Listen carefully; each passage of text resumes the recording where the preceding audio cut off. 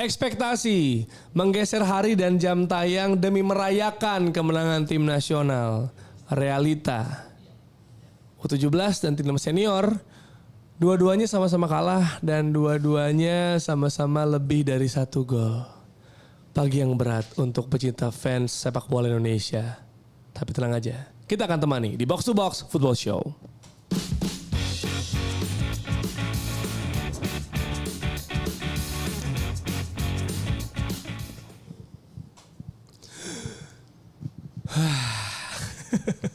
Selamat pagi Dex dan Raihan. Kita lagi musuhan sama lo nih.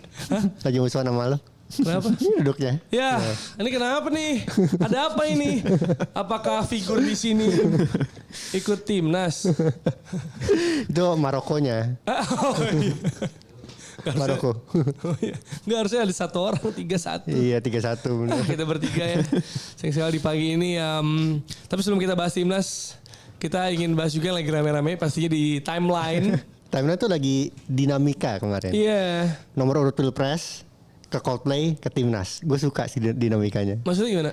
Oh ya keramaian kan, ya? Keramaiannya berpindah-pindah terus. Beda hari gak sih? Nomor urut kan kemarin. Iya beda-beda hari terus. Jadi fokus orang tuh berubah gitu. Oh. Seneng gue. Oh lu malah seneng ya? Iya. Jadi gak terfokus satu doang? Bener.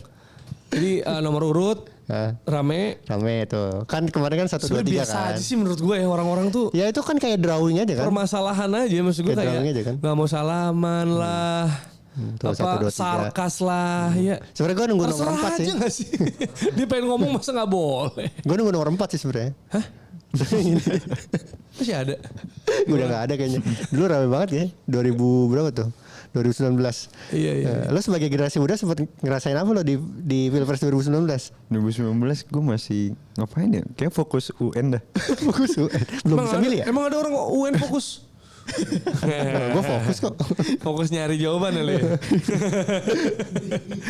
Ya nggak, gue nanya doang. Kan itu pertanyaan bukan pernyataan, ya kan? Yoi. Ya jadi 2023 sekarang terus abis nomor urut, ada Coldplay. Coldplay konsernya lumayan sukses tuh. Dari sebelum konser aja kan udah rame kan yang pas. Saya plus minus tahu sebenarnya. Maksudnya minus. Ya tergantung. Kalau lu adalah orang yang di luar atau nggak bisa masuk, wah itu trendnya isinya maki-maki. Seperti video yang satu ini. Ada video? Ada videonya. Ada video? ini yang lolos. Ahmad Dhani ngapain itu? Katanya yang lolos ini ke Benteng Takeshi gitu. Itu Ahmad Dhani ngapain itu? Kemarin lagi masih di acara salah satu partai.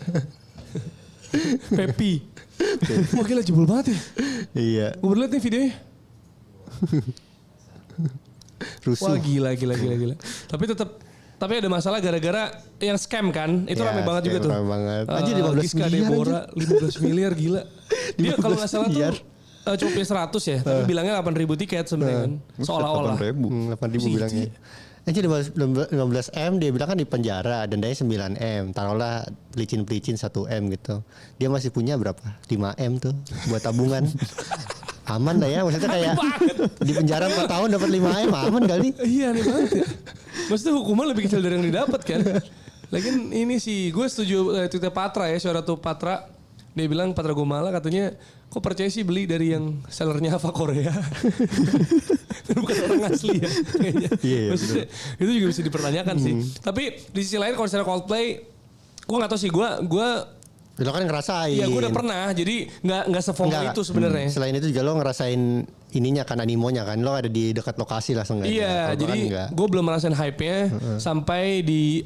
Jadi gue ngerasain hype Coldplay 2 hal. Yang pertama Chris Martin nyeker. Ya itu. Rame di mana-mana. Yang kedua macet parah. Karena ternyata bukan cuma konser menuju Coldplay yang rame, tapi yang rame juga adalah yang demo Coldplay. Iya, yang demo Coldplay banyak. Itu bikin macet parah gitu. Tapi ya gue paham sih perasaan. Congrats ya buat lo yang nonton. Itu karena menurut gue emang experience of a lifetime.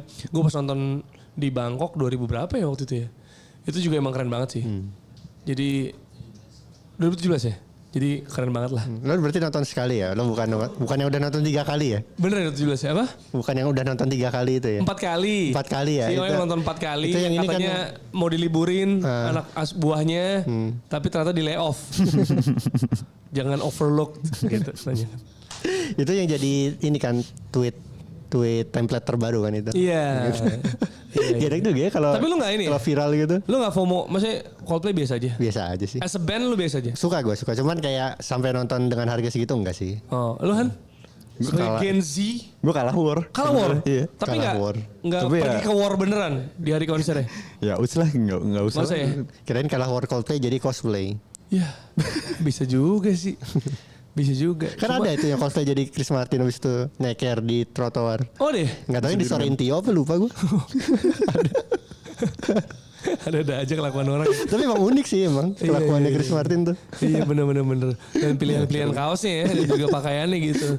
Iya. Ada banyak Pantesan di demo. Kan itu kan Giring juga kalah war Giring sama istrinya. Tapi dia tetap datang. Ada aja di situ gitu. Ya kan orang-orang bisa nyanyi dari luar katanya gitu. Iya bener. Sama ya nunggu Sama jebolan. kata Kemal ya gue itu juga kan di videoin gitu. Yang di luar stadion kan masuk nggak masuk tetap ngerekam apaan. Bener juga. Tapi kalau buat orang dari luar kota ya lihat GBK tuh menurut gue ini loh kayak magis gitu loh. Nggak, tapi itu cara menghibur diri aja Dex. Enggak lah, Iya beda sih, lah. iya. Lu mau suara doang kenapa lu nggak puter aja YouTube. YouTube aja. Jauh-jauh. Nggak itu ya plus minus lah ya. Plus minus maksud gue nggak ngomong soal promotornya atau konser atau gimana. Tapi banyak juga yang merasakan dampaknya kan. Bahkan bule-bule juga tuh ada tuh videonya mereka nggak bisa masuk juga karena tiket. Iya. Jadi ya. Ya seperti biasa lah kalau promotor kontra mobil berarti kan. Promotor kontra mobil. Kita bahas sepak bola aja yuk. Tapi yang harusnya ramai juga adalah soal usut untas tragedi Kanjuruhan. Karena Jackson F. Tiago bilang Piala Dunia U17 itu adalah ajang pemulihan citra Indonesia pasca tragedi Kanjuruhan. Dia Jadi ini sebenarnya bilangnya- kesempatan emas kan? Iya untuk dia kita. bilang ini kesempatan emas untuk Indonesia bisa memulihkan citranya pasca kejadian di Kanjuruhan kemarin. Sehingga menurut saya seharusnya kita semua mencurahkan tenaga untuk jadi penyelenggara yang luar biasa. Jadi tuan rumah yang bagus gitu. Selain itu agar mata dunia bisa melihat Indonesia sebenarnya sebagai negara yang damai, aman dan kita mampu menggelar event besar seperti Piala Dunia U17. Iya. Tapi 3 kali main nggak ada ini ya Dex? Nggak ada keramaian soal Kanjuruhan ya? 3 Maksudnya kali main nggak ada sih ya. Itu yang merchandise membuat gua laku, kecewa. terus dukungan Palestina. Iya kalau yang gue suka ya Palestina, dukungan Palestina ada sih, ini benderanya sebenarnya banyak sih ya. Tapi yang gue juga lihat apa keren juga adalah bahkan pernak-pernik Palestina dijual dan laku juga. Yang maksudnya ya udah sekalian lah sama Kanjuruhan gitu, message-nya disuarain ternyata enggak. Soalnya gue nggak yakin Indonesia bakal main lagi sih. Soalnya kan kalau ya Indonesia main kan message-nya lebih kerasa kuat aja, penonton lebih banyak. Pernak-pernik Palestina. Iya dijual sih. Di JIS itu fotonya di JIS. Iya. Cara cari uang ada aja orangnya. Sebenarnya negaranya nggak main kan ya. Maksudnya mungkin untuk menyuarakan di dalam gitu ya. Menyuarakan, Kita ya, positif ya, itu aja. positifnya itu Atau mungkin sebenarnya. pas turun di jalan mau ada ketemu lagi di Monas mungkin jadi punya gitu ya. Nah makanya sekalian lah usut tuntas usut gue gitu. Iya. Maksud gue kan kalau soal gimana ya? Maksud gue kalau nyumbang Palestina kan bukan dengan membeli merchandise-nya itu gitu. Itu kan nyumbang penjualnya. Iya, sebenarnya. penjualnya benar. Itu motif bisnis kan. Lo kalau mau nyumbang Palestina kan ada lembaga-lembaga yang menyalurkan gitu maksud gue ya. Tapi ya kita hargai usahanya. Pokoknya sebenarnya soal awareness sih. Soal Ya awareness awareness soal mediumnya sih menurut gue tepat mediumnya. nih Piala Dunia 17 kan sorotan Ya. publik dunia ada di sini. Ayolah kita inilah suarakan pesan-pesan kita lah ya kan. Iya benar. And speaking of World Cup Under 17, aduh, gua kemarin karena timnas calling ya, gua sama Nats dapat panggilan timnas bukan cuma U17 ya, tapi kita juga. Tapi ternyata baru mulai aja udah jebol 2. Satu dulu. Terus bola Penalti. mati. Gue udah bilang pas bawain gitu bahwa ini kita harus waspadai salah satunya bola mati. Mungkin buat yang nonton kemarin denger. Karena di laga pembuka waktu lawan Panama, Panama. Ekuador pembuka. Ekuador. Enggak si Maroko dong. Maroko sama Panama juga bola mati skemanya gitu. Jadi maksud gue ini faktor yang bisa berbahaya gitu. Apalagi golnya dia yang sang kapten itu dia nggak terjaga banget kan. Iya. Gitu. Siapa Mali bukan ya? Kaptennya bukan Mali. Bukan Abdul Hamid siapa gitu. Iya lo bawain Nomor kan 5. ya. Iya lo sampai ngulang-ngulang bola mati jangan lupa. Jangan ini. Iya. Bola mati mah crossing sebenarnya tuh. Iya. Kelihatan Karena banget. beberapa kali peluang kan. Maksud gue dari corner sering loh. Itu Maroko dan juga free kick. Dan golnya juga penalti gitu. Penalti, Maksud ya. gue dua-duanya bola mati loh. Iya, Dua-dua technically gol bola awal mati, gitu ya. kan. Gimana Han lo ngeliatnya? Ya sebenarnya kalau misalnya yang gol yang dari corner itu kelihatan banget apa dari cara dismarkingnya apa yang cetak gol tadi siapa ya, itulah kaptennya ya. Ya itu kelihatan gampang banget. Itu juga sebenarnya salah satunya faktornya karena kurangnya scanning sih dari pemain Indonesia gitu kan. Jadi karena kan pergerakan si pemainnya itu kan awalnya lari ke kiri, terus pas dia siapa ya center backnya kalau salah Sultan Zaki deh, Zaki, yang PSM. Nah itu dia udah noleh ke arah sana, terus pas udah membelakangi ini lawannya, dia langsung ganti arah. Nah di situ makanya jadi ini banget, bebas banget, kayak kelihatannya nggak terjaga. Padahal emang pergerakannya bagus juga, harus diakuin. Tapi ya itu pertama karena kurang scanning gitu. Kan penting banget scanning buat dapat informasi di bola. Dan sebenarnya yang lebih penting lagi bukan scanningnya aja, tapi apa yang dilakukan dengan informasi dari scanning itu. Jadi kalau misalnya asal noleh-noleh doang sih sebenarnya agak percuma. Kalau iya kan kalau misalnya Asal nengok doang. Tapi nggak ngapa-ngapain sama aja. Nah itu ya kemarin tapi masalahnya kurang scanning sih pas di gol itu. Jadi emang masalah awareness sih kalau misalnya buat bola-bola mati gitu. Iya, gimana Dex permainan U17 yang lo pantau dari eye test? Gue sih liatnya nggak ada yang spesial sih dari permainan U17 dari 3 pertandingan yang gue lihat ya. Sama kemarin pas di babak 2 terutama pas lagi nih golnya siapa nih namanya? Kok gue lupa. Nabil Asyura. Gue suka nomor 17 kan soalnya kan. Oh iya. Tadi gambar Irfan yang Bahdim ini. gambar yang satu lagi udah keluar belum tuh? Coba keluarin lagi. Nah ini tau gak kenapa gue milih gambar ini? Kenapa? Soalnya 3-1. Sebuah gambar yang menjelaskan skor. Ya.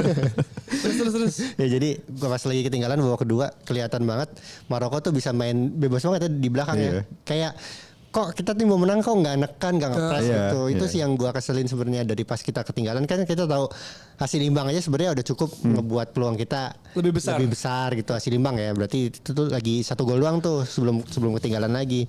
Cuman ya kenapa nggak ngepres itu aja sih yang gua sesalkan dari permainan Indonesia. Maksudnya lo ya this is possibly your last game kan. Ya ayolah gitu. Gua ngeliat kurang berjuang aja sih sebenarnya. Iya. Mungkin gue pengen nambahin dikit sebenarnya yang lebih concerning menurut gue ini sih gaya bermainnya. Karena kan kita udah punya ini ya Villanesia kan yang udah disusun dari 2017.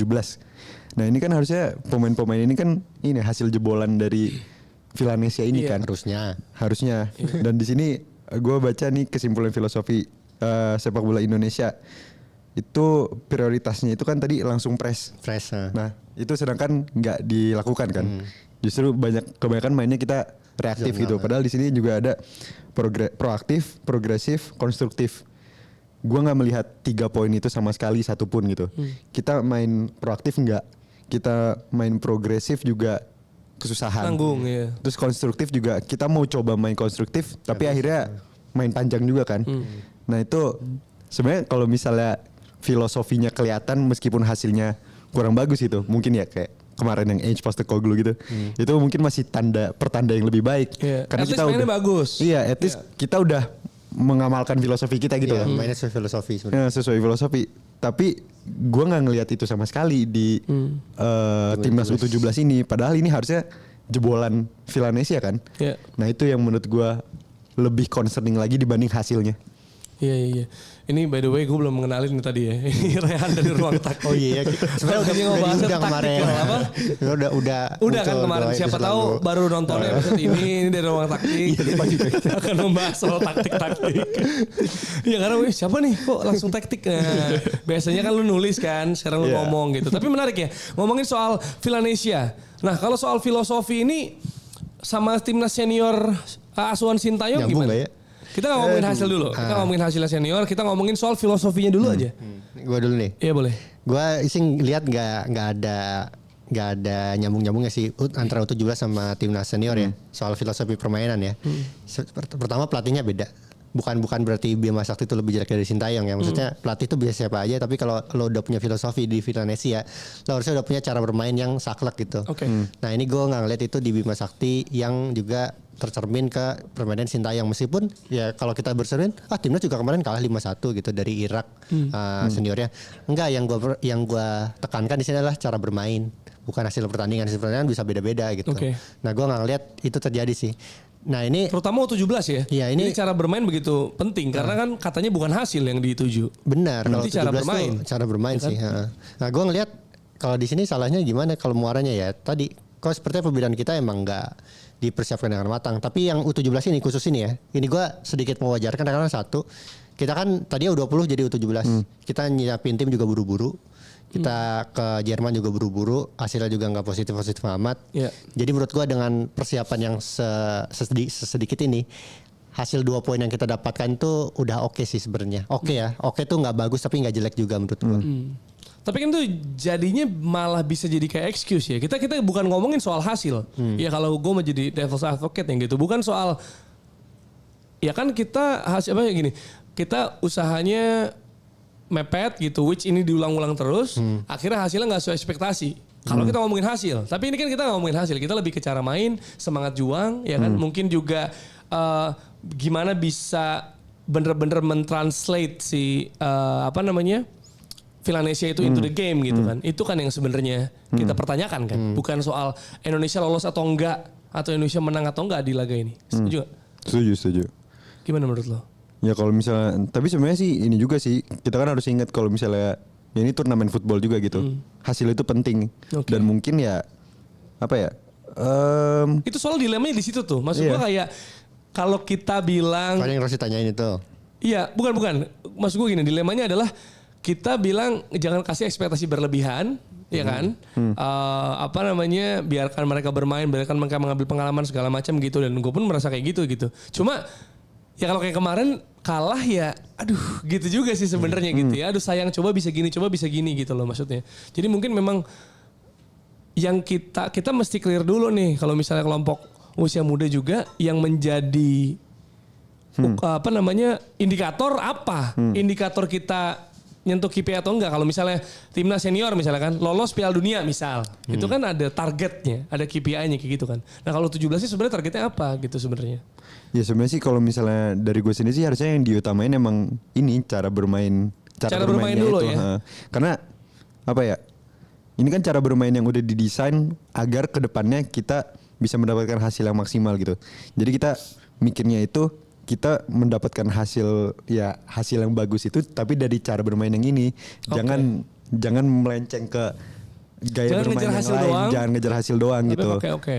Nah, ini meskipun misalnya emang hasilnya kurang bagus gitu dengan cara bermain yang udah ditetapkan di Villanesia, setidaknya kita ada progres untuk mencapai apa yang disusun di Villanesia gitu. Jadi ya sebenarnya menurut gue yang paling penting kalau misalnya di kelompok umur itu ya tadi cara bermain biar nanti di seniornya bisa karena kan ini kan udah didesain sebagai apa ya, anggapannya itu ini udah dipilih sebagai cara bermain yang cocok untuk kita agar bisa mendapatkan hasil yang maksimal untuk kedepannya gitu kan, untuk di senior, di level senior. Nah itu kalau misalnya kita nggak tempa dari U17, U19 ya berarti nanti di senior juga nggak akan kebentuk. iya benar nggak akan matang. Nggak akan mateng. Jadinya ya itu yang penting itu cara bermain sih menurut gua. Oke. Dan tadi kalau ngomong soal ini timnas U17 sama timnas senior beda pelatih, apakah ini berpengaruh juga Dex? Maksudnya kayak kita ngomongin soal kualitasnya karena kemarin juga Bima Sakti bilang ini kesalahan saya walaupun itu adalah sebuah bentuk pertanggungjawaban ya gue rasa bukannya kayak maksudnya beneran salah dia sepenuhnya gitu loh. Ya sebagai manajer, sebagai pelatih, ya dia emang harusnya bertanggung jawab sih. Iya. Tapi gua juga ngelihat apa yang dia punya sebenarnya kan kalau kita lihat ini juga lo sebutin nih di pertandingan. Galaksi Bima Sakti. Bima Sakti kan ada gambar. Milky Way. Beneran Beneran gue punya banyak bintang kan. ada banyak bintang betul. Terima kasih udah nonton dan udah notice Dex. Gitu karena gue beneran nyari materi pakai apa media luar. Itu tulisannya Coach Milky Way. Coach Milky Way. Bener-bener jadi kayak Said Ciba kalau nggak salah ya. Pelatihnya Maroko gitu. Terus si Bima Sakti Coach Indonesian Coach Milky Way gitu Bima Sakti. Makanya kan banyak inspiring stars gue bilang. Ada banyak bintang sebenarnya. Lagi-lagi gue tapi mengakui excuse-nya. Maksudnya kayak ya ini timnya dibentuknya susah apa namanya mepet gitu. Ya bukan salah pemain gitu. Dan gue ngelihat warganet juga sebenarnya selain di stadion ya nggak terlalu ngebu sih, nggak terlalu nyerang para pemain medsosnya ya. Kalau di stadion gue emang sempat dengar ngebu gitu. Cuman gue ngerasa itu hal yang wajar juga bisa gue terima karena ya ya bentuk kekecewaan supporternya sih. Cuman lo kalau tadi tanya perbedaannya apakah ketara apa enggak dari Bima Sakti ke Sintayong, ya menurut gua terlalu jauh sih emang. Apalagi ini juga level timnasnya aja, level pemainnya emang jauh juga, U17 sama tim senior gitu. Yang satu udah lama sama Sintayong sejak 2017. Yang satu lagi tuh ya baru technically setahun lah berarti ya. Ya beda aja, beda banget. Dari pelatihnya beda, dari pemainnya beda, ya hasilnya beda pun ya ini ya gua nggak kaget juga sih gitu. Tapi sebenarnya kalau misal pelatihnya beda tuh nggak apa-apa, tapi asalkan visinya sama gitu loh. Asalkan udah punya satu apa ya roadmap gitu roadmap, satu pakem gitu. Jadi kan kalau misalnya di klub gitu, misalnya akademi Arsenal sama ya kan beda kan, nggak mungkin U23, U21 yang megang Arteta semua kan. Di timnas juga beda kan. Iya, jadi ya sebenarnya tapi kan itu nggak apa-apa. Ininya pondasi. Iya, ada pondasinya kan. Apa ya? Identitas. The way-nya gitu. Iya, ada the way Indonesia way gitu kan. Indonesia way. Benar.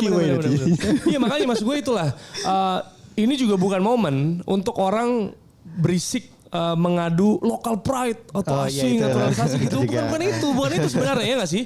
Kayak nggak masalah menurut gue ya, pelatihnya lokal mau pelatih luar gitu.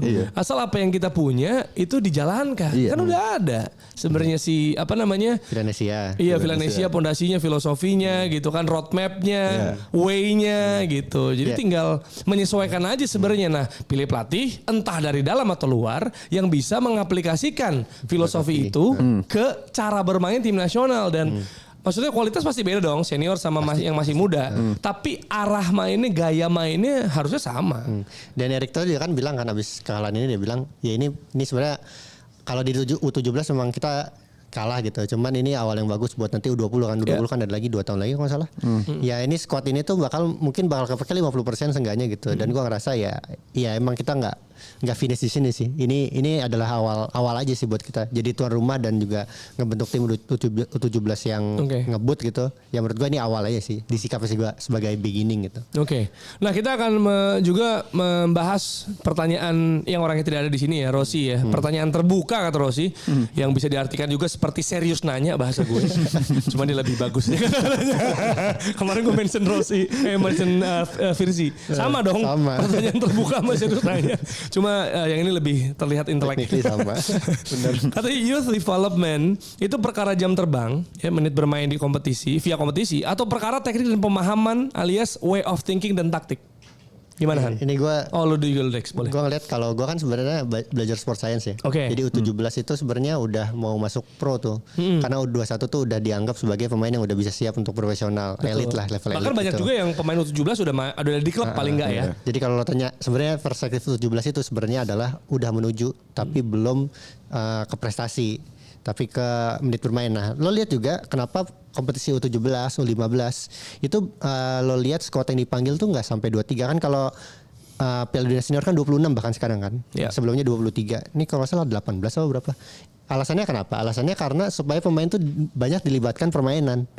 Siapapun pemainnya, pemain cadangan ya udah dimainin aja. Bahkan jumlah substitusi juga 6 gitu. Nah, ini gue ngelihat emang harusnya pembinaan usia muda itu sebenarnya adalah tentang bermain gitu. Ini kan tapi perspektifnya kompetisi ya.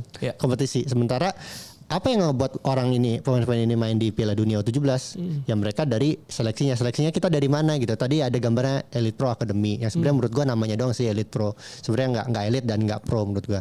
Karena kompetisinya aja bolong-bolong gitu. Terus juga home turnamen sistemnya, maksudnya kayak beresnya cepat gitu.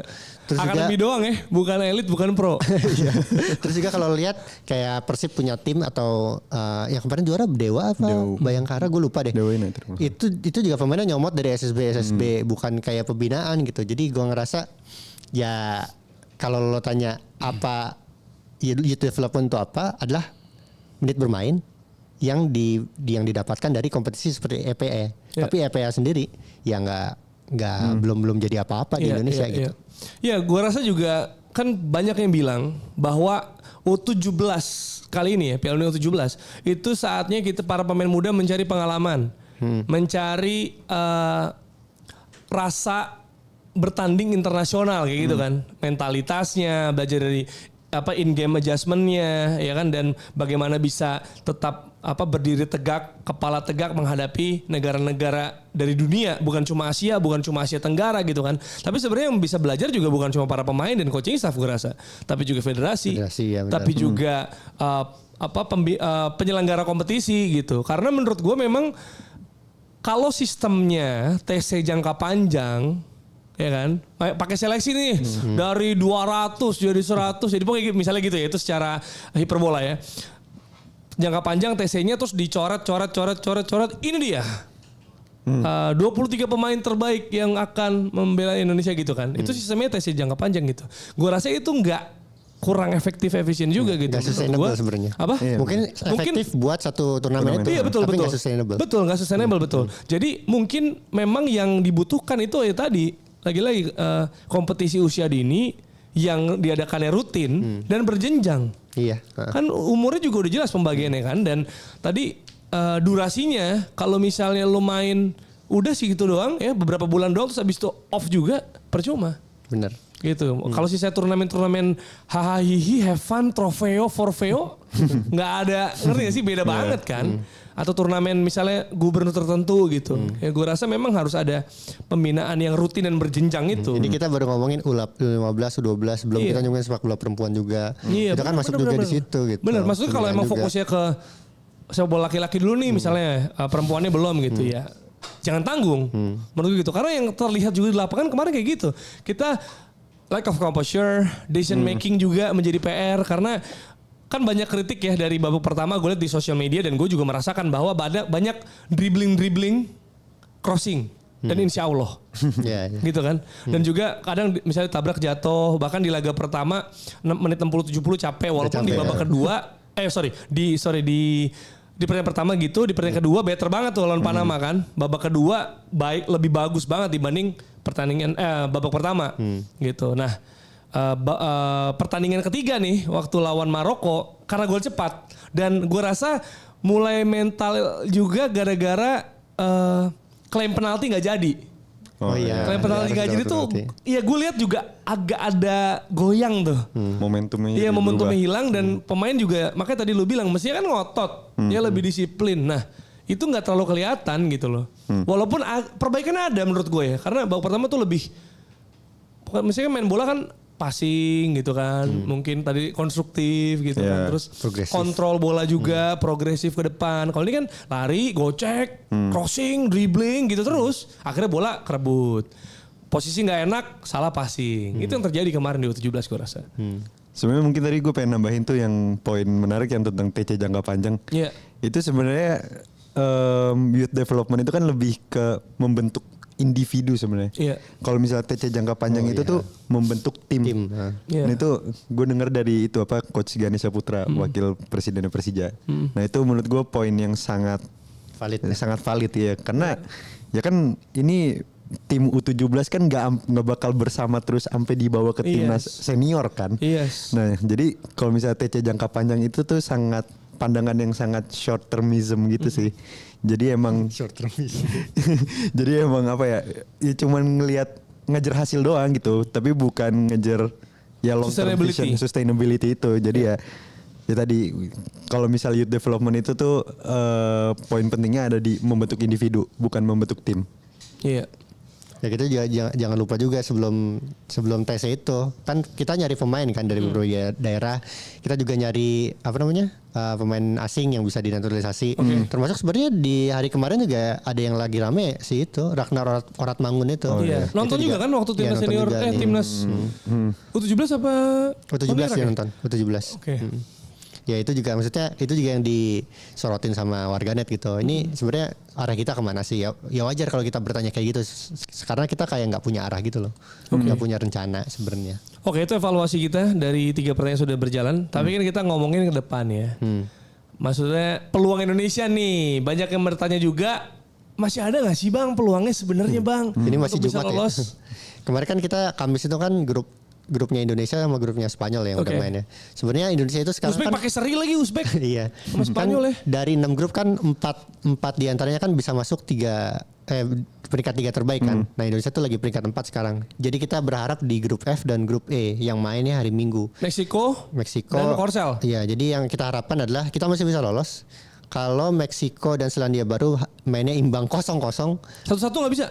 dan banyak kartu, nggak bisa satu-satu Kalau berarti Meksiko udah golin udah 4-6 kan, 4 gol 6 kebobolan, udah lebih produktif dari Indonesia, itu nggak bisa lolos. Oh jadi harus 0-0 serinya spesifik untuk Meksiko dan Selandia Baru. Karena Meksiko kalau Meksiko. Untuk Meksiko? Untuk Meksikonya maksudnya? Enggak, Meksiko versus Selandia Baru kan? Iya, lawan Selandia Baru. Jadi skornya 1 sama, 2 sama nggak bisa. Nggak bisa. Harus 0-0 supaya selisih gol sama kayak Indonesia. Selisih gol sama. Abis itu lihatnya apa? Fair play point dari mana? Kartu kuning. Nah kita berharap berarti siapa tuh? Berarti Meksiko. Iya, Meksiko yang 1 poin itu banyak kartu kuning besok. Kalau Selandia Baru menang 3 Selandia Baru. Selandia Baru yang di atas Indonesia jadi 3. Nggak bisa, harus serinya 0-0 spesifik. Harus. Itu Sabtu jam 4. Dan satu lagi. Apa satu pertandingan lagi? Iya. Sabtu jam 9 jam 7-nya adalah Burkina Faso lawan Korea Selatan. Poinnya sama-sama 0. Oke. Harus imbang juga, bebas. Imbangnya bebas. Karena kalau salah satu menang 3 poin juga. 3 poin juga. Indonesia mental juga. Gila. Ini berharap dari Sebenarnya kemarin kalau seri cenderung lebih enak ya. Karena kalau kita seri kita 3 poin dan selisih golnya 0 ya nggak sih? Benar. Jadi mereka kan masih -2 tuh. Kalau menang 1-0 juga menang kita gitu. Ini gara-gara kita kalah dan kalahnya selisih 2. Selisih 2. Makanya berat banget kita -2 juga. Karena kalau kita -1 aja kita paling nggak di atas Meksiko. Ya kan secara poin ya. Secara poin sekarang. Secara poin ini maksudnya kalau Meksiko seri kan 2-2 juga, tapi selisih gol kita nggak separah mereka kayak gitu. Iya. Nah kalau sekarang mereka imbang 1 sama juga. Jadi ini Meksiko golin selesai. Meksiko cetak gol selesai Indonesia ya. Iya. Itu doang ya kuncinya ya. Iya. Atau Korea atau Burkina Faso. Oh, Burkina Faso Korea masih bisa seri. Masih bisa seri ya. Meksiko golin atau Selandia Baru golin. Iya, Selandia Baru golin bener. Oh iya bener juga. Jadi kita nggak perlu nunggu Korsel lawan Burkina Faso nih ya. Kita persingkat nih. Kalau Meksiko, kalau Meksiko atau Selandia Baru cetak gol 1 aja, apapun hasil akhirnya Indonesia tersingkir. Gue nonton tuh di stadion ntar. Wah, Ijis. Itu hari Sabtu jam 4 ya. Sabtu jam 4. Sabtu jam 4. Kita berharap pertandingan berjalan 0-0 atau dan banyak kartu kuning. Panas. di cancel gitu pertandingan mungkin nggak sih? Di cancel ya kan 0-0 aja gitu nggak mungkin ya? Kalau di cancel gara-gara satu tim ntar menang 3-0 satunya. Iya dua-duanya. Kita bikin keracunan aja apa? Jangan. Bagaimana ya? Ya itulah peluang Indonesia dan oke, selain Indonesia siapa yang bisa kita soroti di U17 ini? Ada yang mencuri perhatian lu gak? Lo nonton gak? Enggak, gue gak begitu nonton. Gue sebenarnya gak terlalu nonton, tapi karena gue punya temen yang kemarin kesini, Juan kan. Temen gue Juan tuh, dia tuh punya 2 paspor, Argentina sama Venezuela. Gue jadi nonton dua tim itu. Tapi justru yang lebih bagus Venezuela. Ini Venezuela gue udah nyiapin gambar. Venezuela waktu menang lawan Meksiko nggak salahnya. Ya itu gue nonton si Venezuela. Emang Juan bilang di level ini Venezuela lebih bagus daripada Argentina. Meskipun lo pasti taunya Argentina kan yang jago kan. Termasuk pemain nomor 17-nya gue lupa yang di film dokumenter. Nah ini Venezuela bajunya harusnya marun ya. Cuman ini dia pakai baju away. Di film dokumenter Messi yang ada nomor 17 tuh jadi Messi kecil. Tapi sekarang main di Piala Dunia U17. Nomor berapa? Nomor 17 gue lupa namanya siapa. Duh, kemarin gue main Argentina siapa itu? Main Argentina. Nah itu sebenarnya Santi Lopez 11. kita mungkin familiar sama Argentina, tapi untuk di level 17 lebih bagus Venezuela, dia bilang gitu. Yang Venezuela lagi peringkat atas juga sekarang. Dia segrup sama Jerman sama Meksiko sama. Iya. Ini kemungkinan bisa berprestasi ya Venezuela ya selain di Miss Universe ya. Iya benar. Dan tim Afrika juga bagus lah menurut gue. Maksud gue liat Amartya, Senegal, Mali bagus Mali. Tim Afrika, ini udah cerita umum ternyata. Jadi teman si Juan itu dia emang jurnalis lumayan sering keliling dunia. Dia bilang, lo tau gak sih kalau tim Afrika tuh biasanya kan nyuri umur dia bilang. Iya. Terus lo lihat deh tinggi-tinggi. Iya. Lo kalau lihat gitu iya sih tinggi-tinggi sih. Gitu. Kirain emang rahasia umum itu. Iya. Kita nggak mau suzon sih ya. Cuma kan coba lo nonton deh tim Afrika. Tinggi. Kita udah bahas sama Tio di situ. Nah itu dari timnas U17 ya. Mungkin kalau lo punya pendapat juga soal siapa yang menarik perhatian lo negara apa selain Indonesia. Ya boleh tulis di kolom komentar ya. Tapi gue bersyukur loh tentang tagarnya Piala Dunia U17 tuh untung U17 WC bukan World Cup U17. Soalnya kalau World Cup U17 di World Cupu jadi.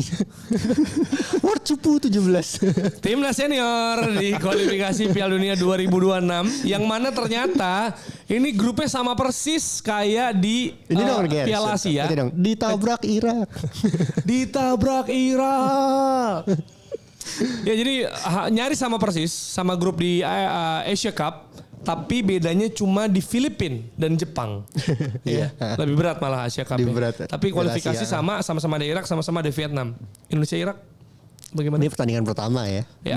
Yang ini timnas Irak, debut 65.000. timnas sih, untuk pertama kali di Barca. Basra. Di Basra gitu. Ya gue lihat nih kan timnas di grup F ya. Gue ngelihat sih kemarin tuh yang paling banyak disorot sama warganya itu sebenarnya adalah permainan lini tengahnya nggak jalan. Karena gue ngerti sih Sintayong mungkin dengan filosofinya berusaha. Ini lagi-lagi karena gue mudah melihat filosofinya apa ya. Pengen mengontrol bola dari tengah gitu, pengen nge-build up dari tengah. Makanya dimainin Mark Locke kan. Cuman gue nggak ngelihat itu ternyata bekerja dengan baik waktu lawan Irak yang lebih fisikal permainannya. Makanya kemarin banyak yang bilang kenapa nggak Kambuaya di situ. Gue ngerti juga sih ya kenapa nggak berusaha main fisikal aja kalau dengan situasi kayak gitu. Itu yang disayangkan aja. Sama beberapa kali melakukan kesalahan terutama di sisi kanannya. Asnawi berarti ya. Asnawi juga kemarin dikritik juga di pertandingan ini. Kita kalau lihat sekarang ke medsosnya Asnawi juga banyak yang kritik itu. Ya, Silaturahmi gitu.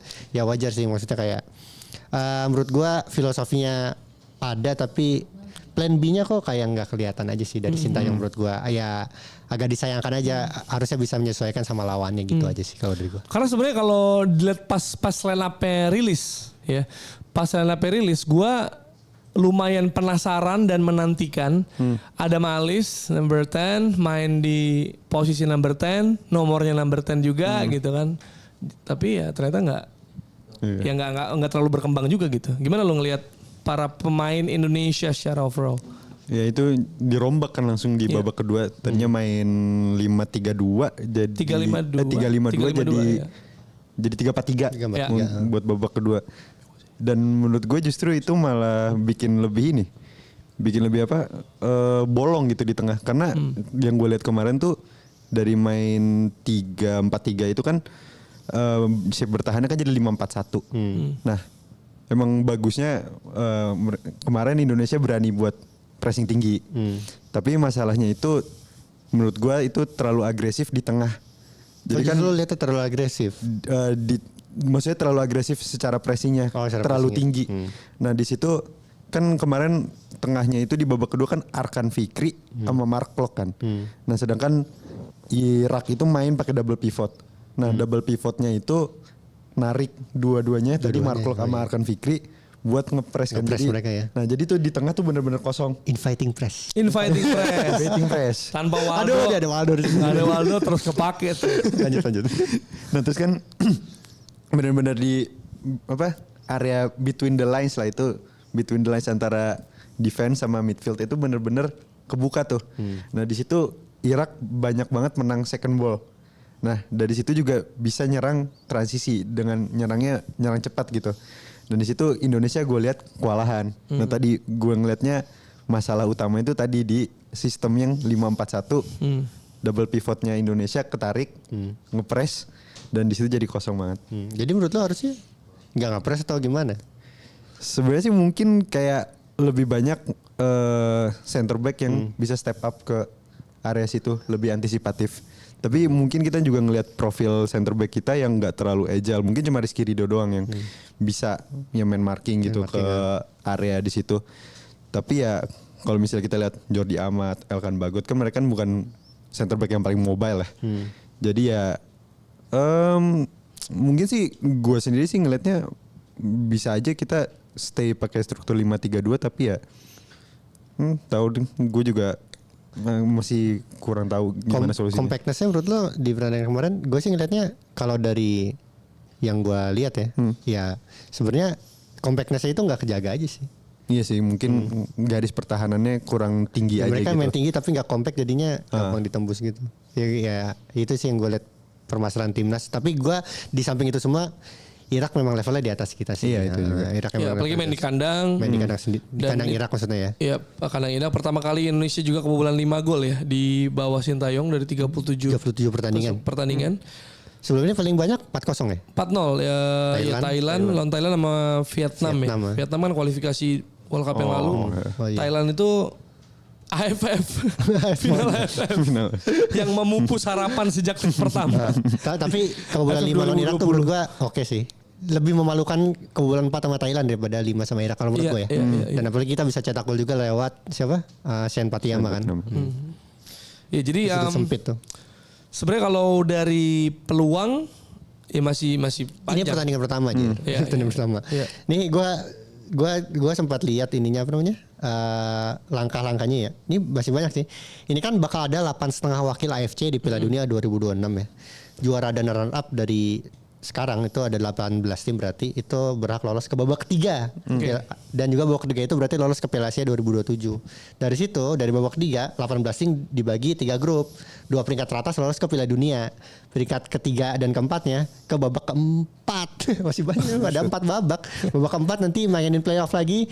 Ntar yang menang juara grupnya ke Piala Dunia, runner up grupnya main playoff lagi. Untuk yang menang main playoff lagi lawan Interkonfederasi. Interkonfederasi kita ada 2 wakil CONCACAF, wakil OFC, wakil CAF, sama wakil CONMEBOL. Masih panjang ya. Panjang banget. perjalanannya. Tapi Dan jatahnya banyak. ya paling enggak sebenarnya targetnya mungkin lolos ke Piala Asia aja dulu gak sih? Piala Asia ya. Karena kan kalau juara runner up kan lolos ke Piala Asia 2027 kan? Iya. Piala Asia Jadi dulu. paling enggak targetnya itu dulu. Tapi peringkat 3 dan peringkat 4 pun di grup ini masih bisa lolos ke Piala Asia. Karena ada babak ketiga kualifikasi Piala Asia. Oke, gua akan bilang targetnya jadi lebih spesifik ya. Lolos ke Piala Asia 2027 dengan status sebagai juara atau runner up grup ini. Ya sebaiknya begitu. Ha. Karena kan siapa? Vietnam sama Filipina kan? Vietnam, Filipina. Kalau harusnya Irak bisa. ya gue sih emang expect Irak akan jadi juara grup. Ya harusnya. Tinggal mungkin kita sikut-sikutannya sama Vietnam ya gak sih? Filipina harusnya di bawah kita dong. Ya, Harusnya. Ha. Harusnya. Harusnya kan? Nah, speaking of philosophy, apakah permainan Sintayong kemarin Han sudah mencerminkan Villanesia? Kalau misalnya gue Kita lihat, harus fair kan? Iya. Tadi kan kita ngomong pelatih lokal nih, jadi kita ngomong juga soal Sintayong. kalau misalnya gue lihat dari Sintayong sih ada kayak beberapa elemen yang emang mencerminkan Villanesia tadi yang pressingnya itu proaktif ya. Iya. Pressing tinggi gitu. Tapi kalau misalnya gue ngelihat karena ini di timnas senior, Iya. kalau timnas senior itu lebih fleksibel sih untuk cara bermainnya itu bisa lah agak sedikit melenceng karena kan kalau timnas senior tuntutannya udah hasil ya, udah bukan cara Iya, bermain benar. lagi sebenarnya. Mungkin ya ada cara bermain, cuman mostly itu hasil. Dan emang kalau misalnya Iya mostly itu hasil jelas gue setuju. kalau misalnya Sintayong itu kan gue liatnya lebih ke adaptif daripada kalau misalnya di Villanesia kan tulisannya harus main proaktif, tapi kan nggak selalu begitu kan, kita juga harus realistis tentang level timnas kita kan. Timnas kita bener. Jadi kalau Irak aja kesusahan. nah iya, jadi kalau misalnya kita lawan Irak ya sebaiknya memang mungkin main reaktif gitu, in possession. Nah ya sebenarnya kalau misalnya gue lihat Sintayong sendiri itu ya nggak selalu mencerminkan Villanesia, tapi make sense juga kenapa dia ngambil approach yang dia ambil gitu, misal lawan Irak atau misal lawan tim-tim besar lainnya. Karena nggak selalu lu bisa menggunakan Villanesia itu. Ya gue ngeliatnya juga ya kemarin tuh kita pertandingan pertama dan lawan tim yang paling kuat juga gitu. Jadi bukan saatnya buat warganet buat apa ya menghakimi. Apalagi kalau kita lihat yang dapat serangan tuh ini bukan diserang bola ya. Kalau diserang kan timnas Indonesia. Serangan dari warganet gitu ya. Oh, serangan Gue lihat Dendi, ada Malis, Nadio, Asnawi sama Mark Lok tuh komentar di ininya nih. Mark Lok ada bahkan ini ya, potongannya apa? Maksudnya komen-komen sosmednya. Iya diserang gitu. Ini di sini masih sopan nih lo kalau klik yang plus tuh banyak banget yang udah nggak kritik gitu. Yang sejauh ini sih tadi subuh ya pas gua menyusun pointers ini yang masih aman itu Jordi Amat, Elkan Bagot sih. Nggak ada ya dikit banget lah komentar negatif. Sekalipun bunuh diri, tapi itu kan emang gue rasa terjadi karena miskoordinasi aja ya. Kayaknya miskomunikasi juga sama dia dan Nadio soal ngambil bola itu kan sebenarnya. Dan juga Shane golin ya. Shane golin. Shane Patinama golin tanpa selebrasi yang berlebihan. Karena kan dikritik juga kemarin ya. Soal lagi ketinggalan lu ngapain yang U17. Kenapa selebrasi begitu? Ya. Cuma kalau gue mikir ya, kalau gue main di Piala Dunia U17 umur segitu, ya pengen ngerayain gitu maksud gue. Enggak semua orang bisa golin ya gak sih? Iya. Jadi maksudnya kan netizen Apalagi golnya bagus juga. Iya, tendangan free kick. bebas, Iya dari kan? jauh-jauh itu segitu. Messi banget, Nabil Messi. Maksud gue Kayak kanan gue. kan ada banyak kritik gitu sebenarnya ya terkait soal selebrasi gitu. Maksudnya kayak kita kan lagi ketinggalan gitu, lo harusnya cepet-cepet ambil dong. Tuh lihat Shane Patinama bener-bener nggak ada ekspresi apa nggak ini, udah langsung game on gitu. Cuma ya U17 gitu maksud gue. Ya enjoy aja Masa lah. orang gak boleh menikmati main bola merayakan ya udah sih. Yang penting gini, kalau soal abis itu mainnya gak ngotot itu masalah. Kita bisa mengkritik. Tapi di selebrasi ya terserah dia dong. Kenapa sih gak boleh orang selebrasi? Heran gue. Ya gitulah ya. Nanti mungkin bahasan soal Man United yang akhirnya terakhir kali dibawa kepemilikan penuh Glazer itu nanti kita bahas. Nanti lah pas ada Nanti Rose lah aja masih banyak lah ya kan. Ini Ini over MU yang gak over. Kita gak perlu bahas Ini gak bahas ini nih. Menang 4-1 loh. Lawan Bosnia. Luxembourg. Ya congrats kalau gitu. Bisa lolos ke Euro loh. Selamat untuk warga Luxembourg yang lagi nonton ini. Ya kita bahas MU ntar sama ini aja ya. Sama mamang Panit MU. lah. Paling soal CONMEBOL kalah ya Argentina Brasil ya. Ada Brasil kalah lawan Kolombia. Dan ada comeback. Uruguay. Kalau Argentina lawan Uruguay oke lah saling kuat nih. Ini Brasil kalah sama Kolombia dari Luis Diaz. Betul ya kalau nggak salah Luis Diaz yang mana ada selebrasi dari ayahnya. Bapak nonton tribun. Nonton di tribun yang setelah dibebaskan ya. Yang gue tunggu dari CONMEBOL tuh minggu depan soalnya Brasil lawan Argentina. Tapi dua-duanya kalah kan sekarang. Brasil sekarang pagi ini. posisi kelima kalau saya. Iya. Gila. 3 pertandingan nggak menang. Yang lolos berapa sih? 4 kan? 5. Ya aman dong. Sebenarnya CONMEBOL ya tuh tekniknya udah, aman sih kualifikasi CONMEBOL tuh. Ya CONMEBOL mah bisa lah ya mereka ya. Masih Brasil, Uruguay, Argentina mah udah nggak sih? Chili, Kolombia ya paling. Nggak maksudnya 3 itu mah harusnya aman secara history. Ya harusnya sih. Harusnya. Iya kan? Maksudnya 2 lagi tuh ganti-ganti. Kadang Ekuador pernah kan menyolok ke situ. Pernah Paraguay 2002-an. Yang nggak pernah tuh Venezuela sama Bolivia atau nggak? Peru pernah. Peru pernah 2018. Oh pernah Peru bener-bener 2018 ya bener-bener. Ya 2 itu tadi gue bilang kan Venezuela mungkin U17 atau Miss Universe aja. Iya Venezuela 17 nih kita lihat. Itu dia. Ya, David Martinez. Chile juga nggak pernah ya? Apa nih maksudnya? Lolos. Yang senior. Hah? Senior ke Piala Dunia kan Alexis itu Vidal. Oh iya Vidal ya. Yang nggak pernah Venezuela. Venezuela Bolivia. Bukan nggak pernah sih kayaknya pernah. Jarang ya. Udah lama banget gitu. Bolivia fokus di La Paz sih. Ini ya di penjara Iya, soalnya. La Paz penjara. Bukan. Aduh, lu udah ngaco nih. La Paz. Udahan aja deh kita ya. Terima kasih sudah menyaksikan episode Timnas. Wah, tidak bahas MU ya. Yes. Kita ketemu di episode selanjutnya dari Box to Box Football Show.